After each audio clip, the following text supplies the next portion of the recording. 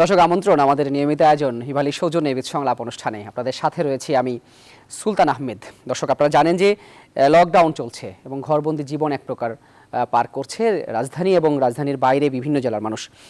তবে এর মধ্যেও আসলে অর্থনীতির যেই সূচকগুলো সেগুলো আসলে সব থেমে নেই। আমরা দেখতে পেয়েছি যে এই লকডাউনের মধ্যেও একেবারে ডাউন নয় বাংলাদেশের পুঁজিবাজার, বেশ ভালো করছে। শুধু বাংলাদেশ নয়, আমরা যদি আশপাশের বেশ কিছু দেশের প্রসঙ্গ টানি, এমনকি ভারতের অবস্থা যখন আরও খারাপ ছিল করোনায়, তখনও কিন্তু সেই দেশের পুঁজিবাজারের অবস্থা ভালো ছিল।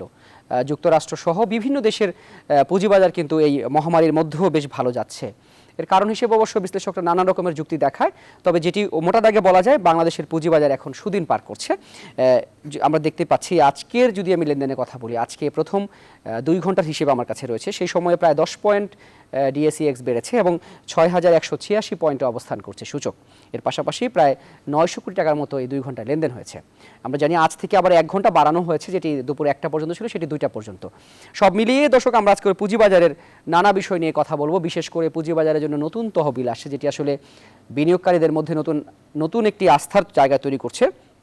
আপনারা জানেন যে প্রায় 20,000 কোটি টাকার স্টাবিলাইজেশন বা স্থিতিশীলতা তহবিল নিয়ে আসছে বিএসইসি, যেটি দীর্ঘদিন ধরে আসলে বিভিন্ন কোম্পানির অদাবিকৃত যে লভ্যাংশ সেটি থেকে পড়েছিল, সেই টাকাগুলো নিয়ে এসে আসলে যেটিকে গ্রাম বাংলা একটি কথা প্রচলিত রয়েছে, কইয়ের তেলে কই ভাজা, তেমন একটি বিষয় কিন্তু আমরা এখানে দেখতে পেয়েছি যে বিনিয়োগকারীদেরই টাকা সেটি পড়েছিল, সেটিকে নিয়ে আসা হচ্ছে এবং বড় একটি ফান্ড হয়ে যাচ্ছে এবং সেই ফান্ড কিন্তু আবার পুঁজিবাজারের কল্যাণে ব্যবহার করা হবে।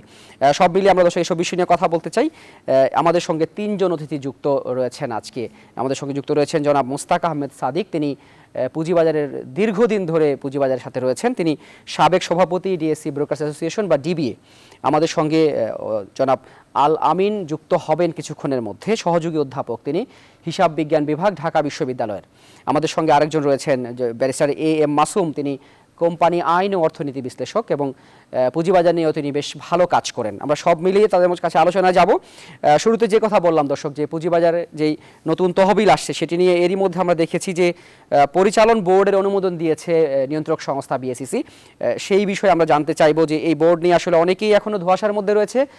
জনাব ব্যারিস্টার মাসুম, আপনি যেহেতু আইনের বিষয়গুলো নিয়ে কাজ করেন, দীর্ঘদিন ধরে পুঁজিবাজারের আইন বিষয় নিয়ে আপনি রয়েছেন, এবং একটু বলবেন যে এই ফান্ড আসলে কিভাবে গঠন করা হচ্ছে, বোর্ডে কারা থাকবেন এবং সেই ফান্ডের টাকাগুলো কিভাবে আসলে পুঁজিবাজারের কল্যাণে ব্যবহার করা হবে। জনাব মাসুম, শুনতে পাচ্ছেন আপনি আমাকে? জি, আমি শুনতে পাচ্ছি। আমাকে শুনতে পাচ্ছেন? জি, এখন শুনতে পাচ্ছি। এখানে আপনার যে ক্যাপিটাল মার্কেট ক্যাপিটাল স্টেবিলাইজেশন যে ফান্ড, এটা বিধিমালাটা গত মাসেই এটা অ্যাপ্রুভ করা হয়ে গিয়েছে এবং এখানে যেটা করা হয়েছে আমরা যেটা অ্যাপ্রক্সিমেটলি ধরি অ্যারাউন্ড 21,000 crore টাকার মতো এই ফান্ডটার যেটা বোনাস আপনার ক্যাশ এবং স্টক ফর্মে, এবং এই ফান্ডটার জন্য এখন একটা কমিটি করা, যেটা হলো 11 মেম্বার থাকবে এবং এটা সমস্ত স্টেক হোল্ডার থেকেই এই 11 মেম্বার্স থাকবে।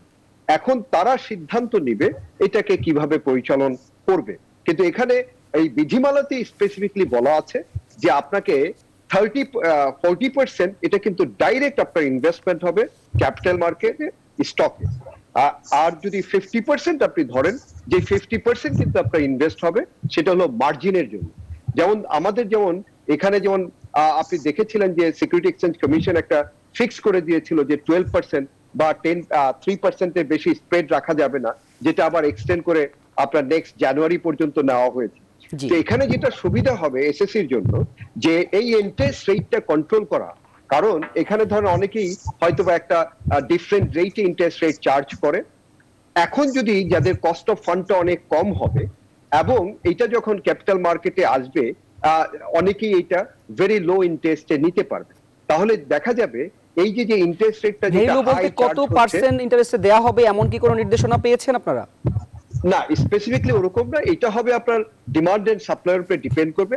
যেহেতু এখানে কস্ট অফ ফান্ডটা অনেক কম, এখানে যেহেতু আপনার মেইনটেনেন্সটাই হলো আমাদের যে কস্টের ব্যাপার, তো আর যে 10% যে টাকাটা থাকবে ফান্ডের, সেই 10%ও কিন্তু আপনার ওই গভর্নমেন্টের যেটা হয়তো ট্রেজারি বন্ড বা আপনার যদি ফিক্সড এফডিআর এ রাখা হবে। এই যে স্পেসিফিকলি ভাগ করে যে ফান্ডটা করা হচ্ছে, এই ফান্ডটা টোটালি দেখা যাবে আমাদের যে ক্যাপিটাল মার্কেটের যে স্টেবিলাইজেশনের জন্য, বা অনেক সময় দেখা যায় যে প্রচুর সেল আসে বা অনেক সময় প্রচুর বাই হয়, যেটা মার্কেট বুম হয়, এই সব সময় কিন্তু এটাকে, এই হিট আপটাকে কিন্তু কুল ডাউন করার জন্য অনেকটাই হেল্পফুল হবে। এবং এটা কিন্তু শুধু যে বাংলাদেশের তা আমি বলবো না, এটা কিন্তু ডেভেলপড অনেক কান্ট্রিতেই এরকম ব্যাপার আছে। আবার এখানে যাদের ধরেন যেই ফান্ডটা, যেমন আনক্লেম ডিভিডেন্ড আপনার 3 ইয়ার্স এর একটা আছে, 3 ইয়ার্স পরে যদি কেউ ক্লেম করে তাকেও কিন্তু একেবারে অন টাইম 15 ডেজের একটা সময় বাধা দেওয়া আছে, স্কুটির পরে এই টাকাটা দেওয়া হবে। এবং সেইটা যে এই যে এটা যদি মেনটেন করতে পারে, তাহলে কিন্তু আপনি দেখবেন যে যেই টাকাটা আইডেল পড়ে থাকতো, সেই টাকাটা কিন্তু ক্যাপিটাল মার্কেটের বেনিফিটের জন্য বা ক্যাপিটাল মার্কেট ডেভেলপমেন্টের কাজে আসবে। তাহলে জনাব মাসুম, যেই মার্জিন ঋণের যে সুদটা নেওয়া হবে সেটি আসলে কোথায় যাবে এবং সেটি কি ফান্ডেই জমা হবে? এখানে যেটা ভালো যেই ব্যাপারটা, সেটা হলো যে এই যে ফান্ডটা ব্যবহার করা হচ্ছে, এই ফান্ড থেকে যে প্রফিট হবে এটা কিন্তু এই ফান্ডেই থাকবে। আবার এখানে যদি কোথাও যদি লস হয়, সেখানেও কিন্তু আবার প্রভিশন ক্রিয়েট করার অপশন থাকবে। তাহলে এই ফান্ডটা কিন্তু ওভারঅল আপনাকে চিন্তা করতে হবে এবং সেইভাবেই কিন্তু এটা ব্যবহার হবে। তার মানে কি প্রায় 50% বলা হচ্ছে যে মার্জিন ঋণ দেয়া যাবে, সেই ঋণটা কি সরাসরি বিনিয়োগকারীরা পাবে, কিভাবে পাবে? এইটা হয়তোবা সেটা স্পেসিফিকলি যেটা হতে পারে, সেটা ব্রোকার হাউসগুলি বা মার্চেন্ট ব্যাংক বা এখানে যেই স্টেক হোল্ডার যারা আছে তাদের মাধ্যমেই হয়তোবা একটা প্রপোর্শন করে হয়তোবা সেইটা কত পরিমাণ তাদের, এই যে 21,000 আমরা বলছি এখন, এটা অ্যাকচুয়াল অ্যামাউন্টটা কত, এবং সেই অ্যাকচুয়াল অ্যামাউন্ট পাওয়ার পরে এইটা তারা ডিসাইড করবে এটা কিভাবে দিবে। তবে এইটা বলা যেতে পারে যে ইন্টারেস্ট রেটটা অনেক লো হবে, কারণ তাদের কস্ট অফ ফান্ডটা অনেক কম, এখানে যেহেতু কস্ট অফ ফান্ডের একটা ইস্যু ওইভাবে আসছে না। জনাব এম এ মাসুম থাকুন আমাদের সঙ্গে, আপনার কাছে আমরা আবারও ফিরতে চাই। জনাব মোস্তাক আহমেদ সাদিক, নিশ্চয়ই আপনি আমার শুনতে পাচ্ছেন। আপনারা যারা রয়েছেন পুঁজিবাজারের সাথে দীর্ঘদিন ধরে আপনারা রয়েছেন, আমরা জানি যে সাম্প্রতিক সময়ে বাজারের পরিস্থিতিও ভালো, বেশ লেনদেন ছাড়িয়ে গিয়েছে 2,000 কোটি টাকার ঘর। এই মহামারীর মধ্যে অল্প সময় লেনদেন, তাতেও দেখছি আমরা 1700-1800 কোটি টাকা লেনদেন হচ্ছে এখন। এর মধ্যে আবার আমরা এই যে স্টাবিলাইজেশন ফান্ডের যে বিষয়টি বিনিয়োগকারীদের মধ্যে এক প্রকার আসলে আস্থার জায়গা তৈরি করেছে, বিনিয়োগকারীরা বিশ্বাস করতে শুরু করেছে এখন যদি বাজার কোনো সংকটের মধ্যে পড়ে যায় তাহলে এই রকম তহবিল যখন কার্যকর হবে তাদেরকে আসলে ব্যাকআপ দেওয়া হবে। জনাব মোস্তাক আহমেদ সাদিক, আপনার কাছ থেকে এটার মূল্যায়ন জানতে চাই, বিশ্লেষণ জানতে চাই, কতটুকু কাজে আসবে এটি বাজারের কল্যাণে? আমাদের পূর্ববর্তী বক্তা জনাব ব্যারিস্টার মাসুম যেভাবে বলতেছিলেন, আসলে কতটা ঘটনাটা সত্য, উদ্যোগটা খুবই ভালো যে এই টাকাগুলো কিন্তু আসলে সাধারণ বিনিয়োগকারীদের টাকা, যারা বিনিয়োগ করেছে আনক্লেম ডিভিডেন্ড এর টাকা বা আনক্লেম টাকাটা, সেই টাকাটা আসলে ইস্যুয়াররা বা কোম্পানির মালিকরা নিজেরা ব্যবহার করতো, কিন্তু এতে বেনিফিটেড হতো না সাধারণ বিনিয়োগকারী যার টাকা, সেও বেনিফিটেড হতো না বা শেয়ার হোল্ডাররা কোনো কারণে বেনিফিটেড হতো না। এখন একটা ফান্ড করে, ফান্ডটা যদি ভালো ম্যানেজ করে, যেটা মাসুম সাহেব, ব্যারিস্টার মাসুম বারবার বলতেছিলেন যে ওয়েল ম্যানেজড হলে, সেই ম্যানেজ যারা করবেন তারা কতটুকু দক্ষ এবং কিভাবে করবেন, কার হাতে দিয়ে করবেন, সেটা একটা প্রশ্ন আছে। এবং এটা যদি ভালো হয় তো খুবই ভালো জিনিস, উদ্যোগ। এবং বর্তমান কমিশন এই উদ্যোগটাকে সাধুবাদ জানায়, অনেকেই জানাইছে, আমিও জানাই। কিন্তু কথাটা হচ্ছে যে তার আগে দেখতে হবে যে কমিশন কাদেরকে নিয়ে এই ফান্ড ম্যানেজ করার উদ্যোগ নিচ্ছে, এবং ফান্ডটা যদি যে পুঁজিবাজারে বিনিয়োগ করে, পুঁজিবাজারে বিনিয়োগ করলে দেয়ার ইজ এ রিস্ক, এবং সেখানে আসতেও পারে, লাভও হতে পারে, লোকসানও হতে পারে। লোকসান হলে কি হবে, লাভ হলে পরে বললো বেস্টার মাসুম যে এখানেই ঘুরবে। তাহলে আমি যদি একটু বলি আপনাকে জনাব মোস্তাক আহমেদ সাদিক, যেটি বলা হয়েছে 10 বছরের অভিজ্ঞতা থাকতে হবে এবং অবশ্যই 5 বছর পুঁজিবাজার নিয়ে প্রত্যক্ষভাবে কাজ করতে হবে যারা এই বোর্ডে থাকবেন, এবং বিভিন্ন মানে স্টেক হোল্ডাররা এখানে যুক্ত থাকবেন। সব মিলিয়ে আপনি যেটি বলতে চাচ্ছেন যে দক্ষতার কোনো বিকল্প নেই, তাই তো? কথা বলি যে আমরা অতীতে দেখছি মানে মিউচুয়াল ফান্ড গুলো কারা ম্যানেজ করছে, আজকে মিউচুয়াল ফান্ড ইন্ডাস্ট্রিটাই ধ্বংস হয়ে গেছে, মানে এই অজ্ঞতার কারণে বা না জানার কারণে বা ওয়েল ম্যানেজ না হওয়ার কারণে। এটা যদি ভালো ওয়েল ম্যানেজড হয়, এবং একটা ভালো উদ্যোগ আর কিছু হতে পারে না, ইট ইজ ট্রু। বাট এই যে ফান্ডটা নিয়ে গেল আমানত, ইট ওয়াজ রাদার ইউ ক্যান সে যে আমানত নিয়ে একজন বিনিয়োগকারী বিনিয়োগ করলে ভালো কথা, বা এই যে একটা উদ্যোগ নিছে যে আমি ইয়েতে দেওয়া হবে, ব্রোকারদেরকে দেওয়া হবে বা মার্চেন্ট ব্যাংকে দেওয়া হবে অ্যাজ এ মার্জিন লোন দেওয়ার জন্য, এটা একটা হতে পারে। আর ওনারা যদি শেয়ার ব্যবসা শুরু করে দেন তাহলে কি হবে আই ডোন্ট নো। মানে আইসিবি যে ভূমিকাটা পালন করছে অনেকটা তো সেরকমই একটা কিছু হতে যাচ্ছে। না, এখনো কিন্তু রূপরেখাটা ক্লিয়ার না, আমাদের কাছেও ক্লিয়ার না। ব্যারিস্টার মাসুম যেটা বললেন, উনি বিকজ হি আইনের দিক দিয়ে সে ওইটা গাইড করেছে, সে অনেক বেশি জানে না আমাদের চেয়ে। তো সেই জন্য বলছি যে যারা চালাবেন তারা কারা হবেন, তারা যদি জ্ঞান থাকে যে পুঁজি বাজারটা কি জিনিস, তাহলে ইট ইজ ট্রু, এটা ভালো হবে। আর যদি মনে করেন যে আমি কাউকে মানে ধরে এনে বসায় দিলেন অলংকার হিসাবে, তাহলে মনে হয় এটা ঠিক হবে না। মানে রাজনৈতিক নিয়োগ যেন না হয়, আপনি সেটি বলতে যাচ্ছেন? এক্স্যাক্টলি, আমি ওইভাবে বলতে চাইছিলাম না আর কি বলতে। জনাব মোস্তাক সাদিক, আপনি থাকুন আমাদের সঙ্গে জনাব আলামিন যুক্ত রয়েছেন, তিনি সহযোগী অধ্যাপক, ঢাকা বিশ্ববিদ্যালয় হিসাব বিজ্ঞান বিভাগ। জনাব আলামিন, আপনিও পুঁজিবাজার নিয়ে বেশ কাজ করেছেন, আপনার বিভিন্ন লেখা আমরা পড়ি। আপনি একটু বলবেন যে আসলে এই যে নতুন তহবিল, এবং বলা হয়েছে যে 31 জুলাইয়ের মধ্যে সবগুলো কোম্পানিকে সেই তহবিলে যে অ্যাকাউন্ট সেখানে আসলে জমা করতে হবে, এবং জটিলতা আসলে এখানে কম নয়, কত শেয়ার, সেই শেয়ারের এগেনস্টে আবার নতুন করে যেই ডিভিডেন্ড দেওয়া হচ্ছে, নতুন করে আবার শেয়ার, এরকম দীর্ঘদিন ধরে, যেহেতু বছরের পর বছর ধরে এটি পড়েছিল। জনাব আলামিন, আপনার কাছ থেকে জানতে চাই যে কোম্পানিগুলোর কাছ থেকে কি সঠিক হিসাবের মাধ্যমে এই টাকা আনা সম্ভব, নাকি এখানে কোম্পানিগুলো কোনো রকমের ফাঁকির আশ্রয় নিতে পারে? হ্যাঁ, ধন্যবাদ আপনাকে। দুজন বিজ্ঞ আলোচক ওনারা অনেকটাই বলেছেন। তো আমি এখানটায় যেটা বলবো যে জটিলতা যাই থাকুক, যখন রেগুলেটর এটাকে কমান্ড করবে তখন কিন্তু তারা দিতে বাধ্য থাকবে, সময় লাগবে কিন্তু তারা দিবে। আর মানি হচ্ছে মার্কেটে ইউজ হবে বিষয়টা, কিন্তু 17,000 কোটি টাকার বাজার মূল্য আছে যেটা বোনাস শেয়ার, আর 4,000 কোটি কাছাকাছি আছে হচ্ছে আপনার হলো যেটা ক্যাশ, যেটা। তো আসলে এই জিনিসটা কিন্তু আপনার ওনারা রাখছে কাস্টোডিয়ান হিসাবে, এবং তাদের যেটা ইন্টেনশন বা এখানে লিগ্যাল যে কমপ্লায়েন্সের যে কথাগুলো বলা আছে সেখানে কিন্তু তারা এটাকে ডাইরেক্ট মার্কেটে ইনভেস্ট করবে বিষয়টা ওরকম না।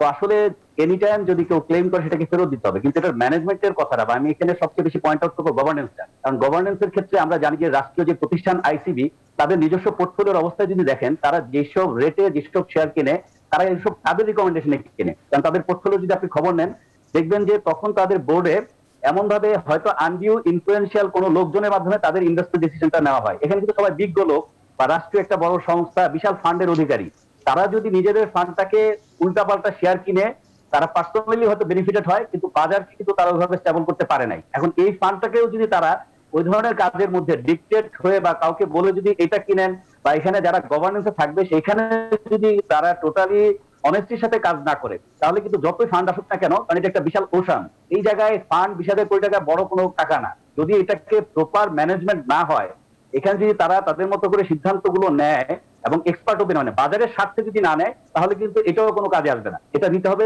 বাজারের স্বার্থে, বিনিয়োগকারীর স্বার্থে। এখানে যত ধরনের পলিসি বা যত ধরনের স্কিম নেওয়া হয় সবই কিন্তু যারা বৃহৎ বিনিয়োগকারী, প্রাতিষ্ঠানিক বিনিয়োগকারী তাদের জন্য, কিন্তু জি, যারা তিলে তিলে বিভিন্ন জায়গা থেকে অর্গানাইজ প্লের মাধ্যমে কিন্তু ফান্ডটাকে নিয়ে যাওয়া হয়, তাহলে কিন্তু এখানে ক্ষুদ্র বিনিয়োগকারী। আমি না, কারণ তারা মার্কেটকে আনস্টেবল করার মতো ক্যাপাসিটি রাখে। হয়তো তাদেরকে একটু স্ট্রিক্ট কিছু করা হলে তারা মার্কেটকে এমন একটা অবস্থায় নিয়ে যাবে, তখন রেগুলেটরের পক্ষেই কিন্তু এটাকে ম্যানেজ করা কঠিন হয়ে যাবে। সেক্ষেত্রে অনেকটাই মানে আনঅফিসিয়াল, তাদেরকে স্ট্রিক্ট অবস্থায় না যেয়ে কি করা হয়, তাদের সাথে একটা মানে আনঅফিসিয়াল আতার থাকে যে তোমরা বাজারকে ভালো রাখো, বিনিয়োগকারীর জন্য ভালো রাখো। কিন্তু এখানে আমি বলবো যে যদি অ্যাবসলিউটলি একটা মানে ওয়েল ম্যানেজ 11 মেম্বার হবে, সব জায়গায় স্টেক হোল্ডার এখানে থাকবে, সেখানে যদি রিয়েলি যারা বাজারকে সত্যিকার অর্থে পছন্দ করেন বা বাজারকে যারা ভালো করতে চায়, এই ধরনের গভর্নেন্সের লোকজন যদি থাকে, তাহলে মনে করি এই ফান্ডের সুফল সবাই পাবে। আদারওয়াইজ কিন্তু ফান্ড এটা খুব একটা কাজে আসবে না বলে আমি ব্যক্তিগতভাবে মনে করি। জনাব আলমী, আপনি চমৎকার বলেছেন, এবং মোস্তাক আহমেদ সাদিকও কিন্তু একই কথা বলেছে যে এখানে ব্যবস্থাপনার দক্ষতা এবং ব্যবস্থাপনার সততার কোনো বিকল্প নেই। আমি যেটি প্রশ্ন আপনার কাছে করেছিলাম যে যে কোম্পানিগুলো আসলে এই ফান্ডে টাকা জমা দেবে দীর্ঘদিনের তাদের কাছে পড়ে থাকা, সেইখানে কোম্পানিগুলো কোনো রকমের ফাঁকির আশ্রয় নেওয়ার কোনো সুযোগ রয়েছে কিনা? আমাকে জিজ্ঞেস করছেন? জনাব আলামিন।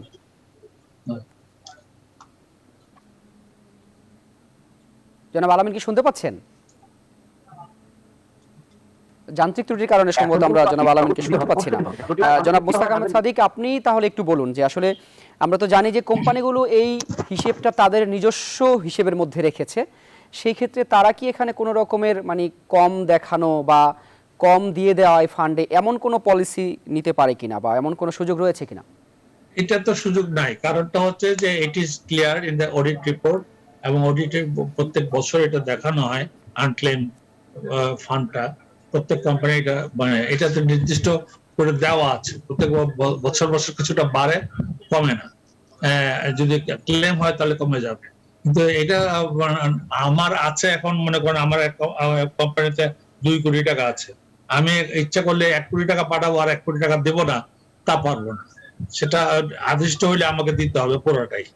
সেটাই হলো যেটা প্রফেসর আলামিন যেটা বলতেছিলেন যে এটা যদি ওয়েল ম্যানেজড হয়, ইট ইজ ট্রু। আমিও নিজেও বলেছি যে একটা ভালো উদ্যোগ কিছু হবে না, কিন্তু ম্যানেজটা কে করবে, কারা করবে?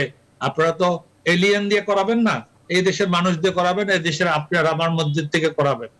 তো 1 নম্বর। 2 নম্বর হচ্ছে যে কার টাকাটা করতেছেন? আপনার নিজের টাকা ক্ষতি হলে আপনি একটা ইয়ে করতে পারেন, কিন্তু এই টাকাটা হচ্ছে সাধারণ মানুষের, জনগণের টাকা। কোম্পানি থেকে আনছেন একটা ভালোর জন্য, মানে মার্কেটকে স্টেবিলাইজ করার জন্য। আইনা মার্কেটে বিনিয়োগ করলেন, সেই বিনিয়োগে যদি আপনি মানে 25,000 বা 21,000 20,000 কোটি টাকা আইনার পরে দেখা গেল যে আপনার 15,000 কোটি টাকা হয়ে গেছে, তখন কৈফিয়ত দিব কে? Who will be responsible for this fall? 25,000 টাকা যদি 20,000 কোটি থেকে এটা 25,000 কোটি টাকা সবাই বাহাবা দিবে, কিন্তু যদি কমে যায় বা হয়ে যায় তাহলে হুইল বি রেসপন্সিবল। 1 নম্বর। 2 নম্বর হচ্ছে এই যে কথাটা হলো যে আপনারা লোন দিবেন, সেই লোনটা গ্যারান্টেড হতে হবে, সেই লোনের টাকাটা ফেরত যাবে, এবং ফেরত গেলে পরে এই লোনের যে ইন্টারেস্ট হবে সেটা তাদের ফান্ডের জন্য প্রফিটেবল হবে, এইটা হবে। আর যদি ফান্ড ম্যানেজার নিজে বিনিয়োগ করা শুরু করে দেয়, লাইক আইসিবির পোর্টফোলিওটা দেখেন আর সাধারণ একজন ব্রোকারের পোর্টফোলিও দেখেন, আকাশ পাতাল তফাৎ দেখবেন। তার এখানে সমস্ত আইসিবির পোর্টফোলিওতে 50% 80% হলো জাং শেয়ার, যেটা নাকি প্রফেসর আলামিন সাহেব বলতেছিলেন যে আইসিবির পোর্টফোলিওটা দেখেন কি কি শেয়ার আছে, কি কি আগের থেকে হয়ে আসছে সেটা অন্য কথা। গত 10 বছরে কি কি শেয়ার কিনছে, কি কি শেয়ার বেচছে। হ্যাঁ, আজ একবার 10 বছর পরে মার্কেটটা বাড়ে, সব জাংগুলোকে দিয়ে বেচছে বাইরে, আবার তখন জাংগুলো কিনতে থাকে, জমাতে থাকে 5 বছর 10 বছর পর্যন্ত। হ্যাঁ, জাং শেয়ারকে সাপোর্ট দেওয়ার জন্য কিন্তু আইসিবি কে সৃষ্টি করা হয় না। এখন এত বড় একটা ফান্ড, 21,000 22,000 কোটি টাকার ফান্ড শুধু যদি বাজারকে সাপোর্ট দেওয়ার জন্য হয়, ওয়েলকাম। আমরা 100 টাইমস এটা ওয়েলকাম করি। কথাটা আমি ক্লিয়ার করতে পারছি কিনা জানি না। জি জি, যারা মোস্তাক আহমেদ সাহেব খুবই সুন্দর করে আপনি বলেছেন আসলে, যে বিষয়টি আপনারা সবাই একমত যে যারা আসলে দায়িত্ব পালন করবেন তাদের জবাবদিহিতার মধ্যে আনার কোনো বিকল্প নেই, এবং মানে যেহেতু এই ফান্ডের কোনো নির্দিষ্ট মালিক নেই, তার মানে ধরে নিতে হবে এটি আসলে সবারই টাকার অংশ। সেই ক্ষেত্রে এটিকে সেইভাবে দায়িত্ব নিয়ে আসলে বন্টন করা এবং যাদেরকে ঋণ দেয়া হবে যাতে করে ফেরত আসে সেরকম জায়গাতে দেয়, এর কথা আপনি বলছিলেন। জনাব মাসুম, আপনার কাছে একটু আমরা আবার ফিরতে চাই। যদি আমরা তো দেখি যে দেশের ব্যাংক খাতে এরকম হয়েছে, যারা আর্থিক প্রতিষ্ঠানগুলো থেকে এরকম হয়েছে যে টাকা নিয়ে ফেরত দেওয়ার যেই প্রক্রিয়া, সেটি আমাদের ঋণ খেলাপি প্রবণতা প্রচুর। আসলে টাকা নিয়ে অনেকেই মনে করে যে এই টাকা তাদেরই, আসলে দিতে হবে এমনটা ভাবে না। সেই ক্ষেত্রে আপনি একটু বলবেন যে এই ফান্ডের তো তেমন কোনো মালিকানাও নির্দিষ্ট করে নেই, তাহলে কি এই ফান্ডের তহবিল নিয়ে কোনো রকমেরই হতে পারে, অর্থাৎ ঋণ খেলাপি প্রবণতা বা এইরকম কোনো শঙ্কা করেন কিনা?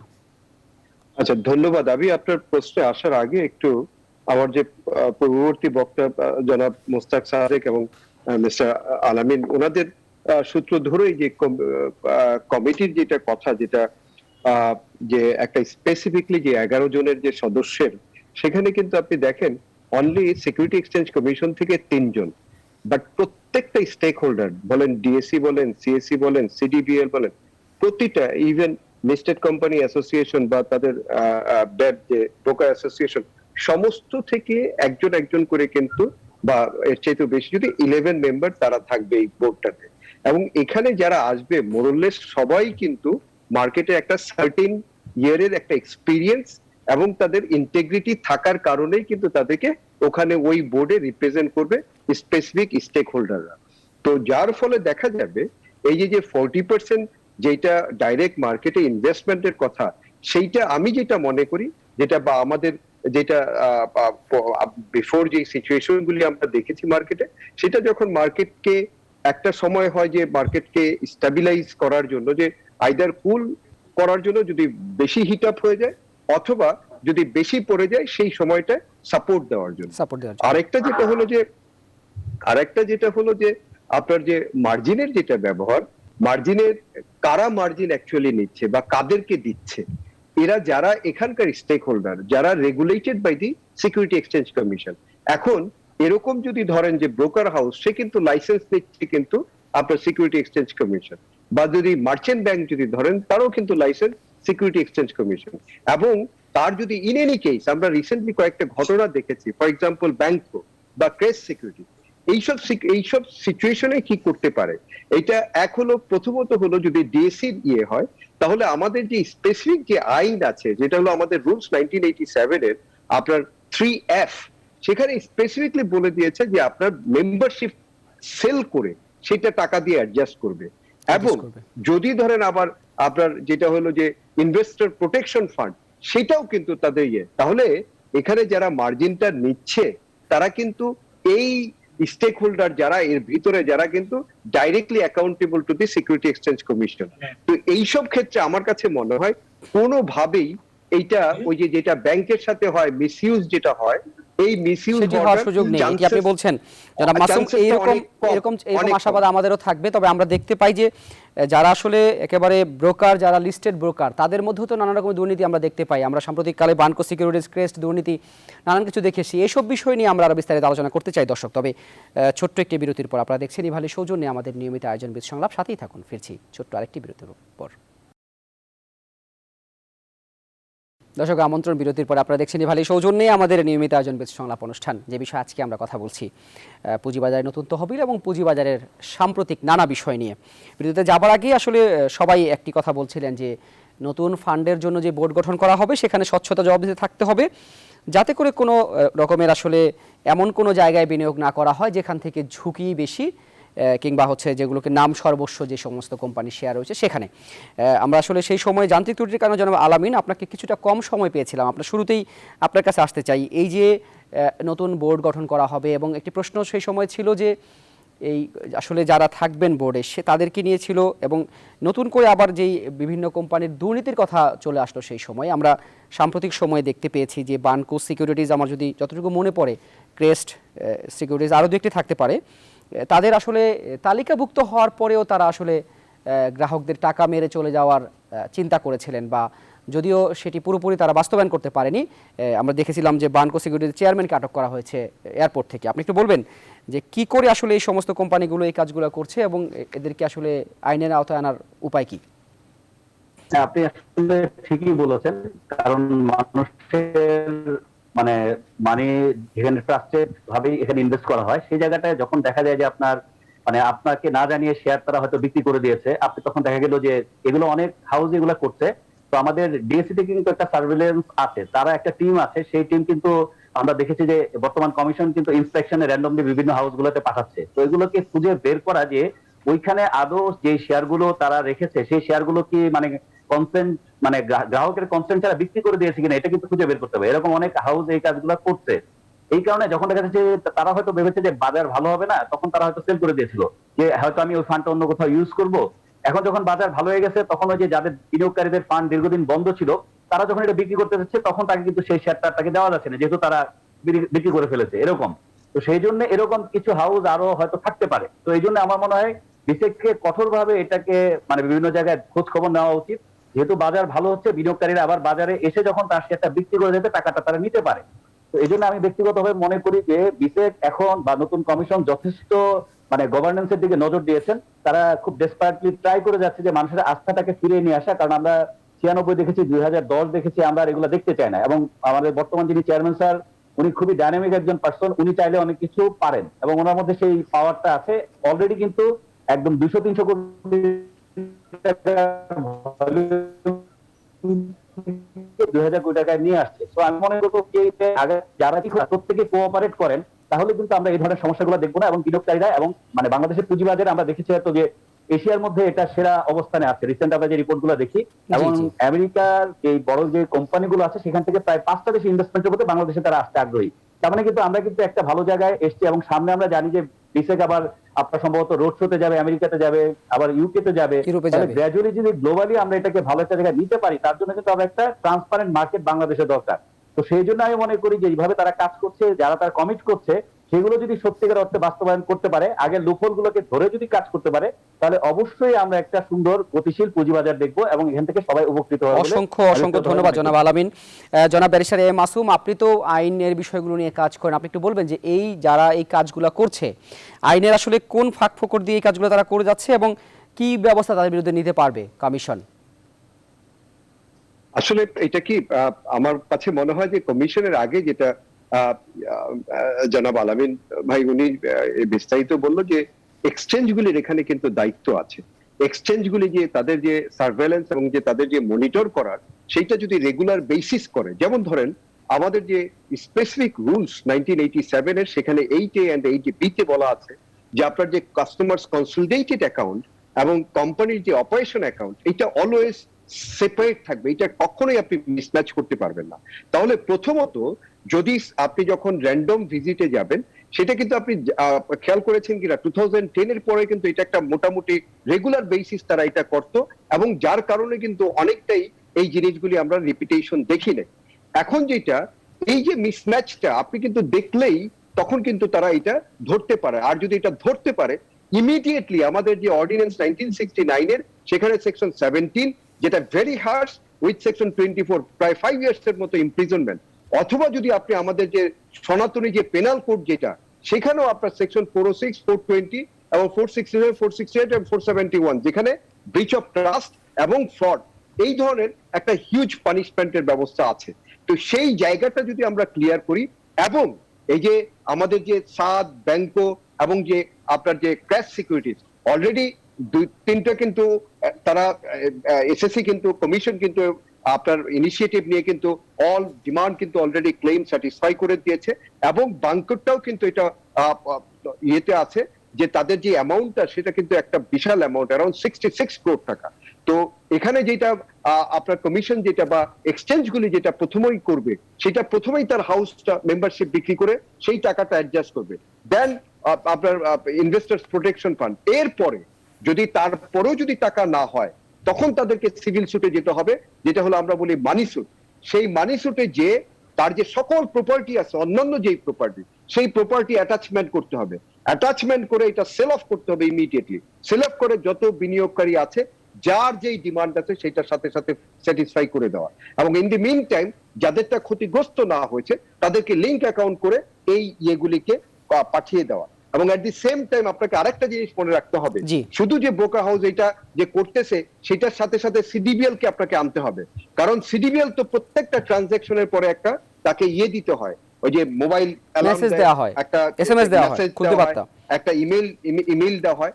সেখানে আমাদের ডিপোজিটই এক 1999 আছে, সেখানে সেকশন 13 এবং সেকশন 15 এ স্পেসিফিক বলা আছে যদি কোনো এইভাবে ক্ষতিগ্রস্ত কেউ হয়, তাহলে যে একেবারে যে অফিসার সেটার সাথে ইনভলভ থাকবে সেই অফিসারকে 5 বছরের ইমপ্রিজনমেন্ট, এবং যদি কোনো ক্ষতিগ্রস্ত হয় কোনো বিনিয়োগকারী, তার এই সিডিবিএল ক্ষতিগ্রস্তকে আপনার কম্পেনসেট দিতে বাধ্য যদি বেসিক। তার মানে দায়িত্বটা সিডিবিএল এর রয়েছে, মানে শুধুমাত্র একারই ব্রোকার ইসের নয়, ব্রোকারগুলোর বা ইসের নয়, মানে ডিএসসি বা সিএসসি নয়, সিডিবিএল কিংবা সংশ্লিষ্টদের সবাই মিলে আসলে এরকম দুর্নীতিগুলো আটকাতে হবে বলেই মনে হয় আপনি বলছেন জনাব এম এ মাসুম। আমরা আসলে এইরকম গ্রাহকের যখন টাকা নিয়ে হাউসগুলো চলে যেতে চায়, তখন গ্রাহক অন্যান্য সমস্ত যারা আসলে লেনদেন করে বিভিন্ন হাউসে, তাদের সবার উপরেই কিন্তু এটি নেতিবাচক একটি বিষয় কাজ করে। আমার মনে হয় আমার সাথে একমত হবেন জনাব মোস্তাক আহমেদ সাদিক। আপনার কাছ থেকে আমরা এই বিষয়ে মতামত নেব, তবে ছোট্ট আরেকটি বিরতির পরে। দর্শক, আপনারা দেখছেন ইভালি সৌজন্যে আমাদের নিয়মিত আয়োজন বিদ সংলাপ অনুষ্ঠান, সাথেই থাকুন, ফিরছি আরেকটি বিরতির পর। দর্শক, আমন্ত্রণ বিরতির পর আরও একবার। আপনারা দেখছেন ইভালির সৌজন্যে আমাদের নিয়মিত আয়োজন বিদ সংলাপ অনুষ্ঠান। বিরতিতে যাবার আগে নানা বিষয় নিয়ে কথা হচ্ছিল, পুঁজিবাজারের বিশেষ করে যে সমস্ত প্রতিষ্ঠানগুলো, ব্রোকার হাউসগুলো দুর্নীতির সাথে জড়িত, তাদের নিয়ে কথা হচ্ছিল। জনাব মোস্তাক আহমেদ সাদিক, আপনি নিজেও তো একটি ব্রোকারেজ হাউসের মালিক, দীর্ঘদিন ধরে আপনি বাজারের সাথে রয়েছেন, যেমনটি আগেই বলেছি। তো এইরকম যখন কোনো একটা ছোটোখাটো হাউস এই কাজগুলো করে, তখন তো স্বাভাবিকভাবে বিনিয়োগকারীদের মধ্যে নেতিবাচক বিষয় কাজ করে। আপনাদেরও নিশ্চয়ই চাপ পড়ে ব্যবসা পরিচালনা করতে, কি মনে করেন আপনি? এই যে লাস্টে একটা কথা বলছেন না, যে চাপ করে আমাদেরকে অবিশ্বাস করতে শুরু করে, এই কথাটা সত্য। কারণ হচ্ছে 2-1 লোকের জন্য। আপনি দেখেন, আমি এই ব্যবসায় আছি প্রায় 40 বছরের উপর হয়ে গেল। তো এই একদম 2-1টা ইনসিডেন্ট অতীত হয়েছে, কিন্তু নিজেদের মধ্যে এটা সামলানো হয়েছে। এখন মিডিয়াতে চলে আসে, বিভিন্ন পত্রপত্রিকা আসে, কিন্তু আমার একটা প্রশ্ন এখানে, আমরা প্রতি মাসে আমরা রিকনসিলিয়েশন রিপোর্ট দিই, আমাদের কাছে কত টাকা মানে দেনা আমরা, আর কত টাকা আমার ব্যাংকে আছে, হ্যাঁ, রিসিভেবল এবং পেয়েবল, এটা আমরা প্রতি মাসে দিই। এবং এটা প্রতি মাসে দেওয়ার পরে এবং যদি 1 টাকা কম থাকে, তাহলে কিন্তু আমাদের অবস্থা কাহিল হয়ে যাওয়ার কথা। কিন্তু এত বড় বাংপুর যে ঘটনা এবং ওই পৃষ্ঠের ঘটনা, আমরা যার কাছে দেই, ওনারা এটা বোধহয় দেখাও না, এটা বোধহয় কি করেন আল্লাহ জানে। হঠাৎ করে কইলেন যে অমুক ব্যাংকের হয়েছে, তাহলে স্টক এক্সচেঞ্জের কাজটা কি, স্টক এক্সচেঞ্জ কি করছে, তাহলে কার কাছে রিপোর্টটা দেই, কেন দেই, কথাটা বুঝতে পারছেন? জি জি। এরপরে একটা কথা বলি, যে মানুষ আতঙ্কিত হয়, ভয় পাওয়া যায় যে হয়তো ব্রোকার হাউস আর টাকাই দিতে পারবে না। দেখেন, আমাদের মানে একটা কোম্পানি, মনে করেন আমার কোম্পানি, আমারটাই দেখাইতেছি, আমার কোম্পানি 22 কোটি টাকা আমার পেড আপ ক্যাপিটাল আছে, বুঝলেন? জি জি। তারপরে আমার ব্যাংকের যে শেয়ার আছে, তারপরে আমার নিজের যে 75% শেয়ার স্টক এক্সচেঞ্জের আছে, এগুলো যদি ভ্যালুয়েশন করে, এত টাকা রাখে না, কথাটা বুঝেন তো? এত টাকা কেউ রাখেন না। তার মানে আপনি বলতে চাচ্ছেন যে আসলে এটি বিচ্ছিন্ন দুইটি ঘটনা, এটা আসার পরে আসলে এটি সার্বিক চিত্র নয়। আমরা আসলে একেবারে অনুষ্ঠানের শেষ পর্যায়ে চলে এসেছি জনাব মোস্তাক সাদিক। এটা সার্বিক চিত্র হলে, শুনেন সুলতান, এটা যদি সার্বিক চিত্র হতো, সব প্রকার হাউসে যদি এরকম অবস্থা হতো, তাহলে কেউ আমাদেরকে বিশ্বাস করতো, আর কেউ সেটি অবশ্যই, সেটি আমি বলতে চাচ্ছি যে এটি আসলে দুটি বিচ্ছিন্ন ঘটনা, আইনের আওতায় আনা উচিত। যেমনটি ব্যারিস্টার মাসুম একটু আগে বলছিলেন যে আসলে এই শাস্তি তাদেরকে দেওয়া উচিত। আইনের আওতায় আনেন, আমাদের কোনো আপত্তি নাই, 100% আইনের আওতায় আনবেন এবং তাদেরকে শাস্তি দেন, আর তাদের সমস্ত কিছু ফরফিট করেন। আমরা শেষবারের মতো জনাব আলামিন ছোট্ট করে একটু আপনার কাছেও আসতে চাই, যে আপনি একটু বলবেন যে বিনিয়োগকারীদের কি এটা নিয়ে আসলে ভয় পাওয়ার কোনো কারণ রয়েছে কিনা? না, আসলে বিনিয়োগকারীদের আমি বলবো ভয় পাওয়ার কোনো কারণ এই জন্য নাই, কারণ যেহেতু নিয়ন্ত্রক সংস্থা ওদেরকে লিকুইডেট করে তাদেরকে ফেরত দিয়ে দিবে। কিন্তু আমরা এটা বলবো যে তার পাশাপাশি নিয়ন্ত্রক সংস্থা যাতে ব্যাপারটা নিয়ে আরেকটু সচেতন হয়, যাতে করে মানুষের আস্থার জায়গাটায় তারা আবার আগের জায়গায় যেতে পারে। তো বিনিয়োগকারীদেরকে অসংখ্য ধন্যবাদ জনাব আলামিন আপনাকে। আমাদের সময় সত্যিই স্বল্প। জনাব ব্যারিস্টার মাসুম, আপনার কাছে শেষবারের মতো একটু আসতে চাই, আপনি আসলে দু কথা বলবেন বিনিয়োগকারীদের উদ্দেশ্যে। আচ্ছা, আমি একটা শুধু জাস্ট অ্যাড করে দিচ্ছি যে ওনাদের যে স্টক ডিলার এবং স্টক ব্রোকার বিধিমালা 2000, সেখানে রুল 11-এ তাদের আচরণ বিধিমালা আছে।